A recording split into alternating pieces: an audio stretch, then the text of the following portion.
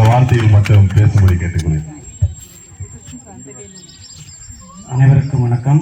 2004ஆம் ஆண்டு காரங்காடு செங்கோல் மாதா திருத்தலத்தில் நான் பொறுப்பாளராக இருந்த பொழுது இந்த சுனாமி அலையை பார்க்க நேரிட்டது. அன்றோடு எங்களுக்கு அவ்வளவு பெரிய பாதிப்பு தெரியவில்லை. ஏனென்றால் நான் மீனவர் சமுதாயத்தை சாராதவன். ஆனால் அதன் பிறகு வந்த தொலைக்காட்சி செய்திகள், செய்தித்தாள் செய்திகள் எல்லாம் மனதை கொடுப்பதாக இருந்தது.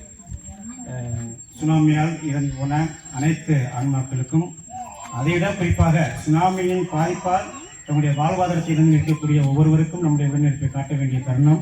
எனவே இது போன்ற நினைவு அஞ்சலி கூட்டங்கள் தான் நம்முடைய உடனிருப்பை, அவர் பாதிக்கப்பட்டவரோடு இருப்பதை உத்தரவாதப்படுத்தும். எனவே இது போன்ற நினைவு கூட்டங்கள் வருடந்தோறும் தொடர்ச்சியாக நடத்தப்பட வேண்டும். அதற்கு எங்களை போன்ற ஆர்வலருடைய உடனிருப்பு நிச்சயம் இருக்கும் என்ற உத்தரவாதத்தோடு கேட்கின்றேன். நன்றி, வணக்கம். நன்றி ஃபாதர் மைக்கேல் அவர்களுக்கு.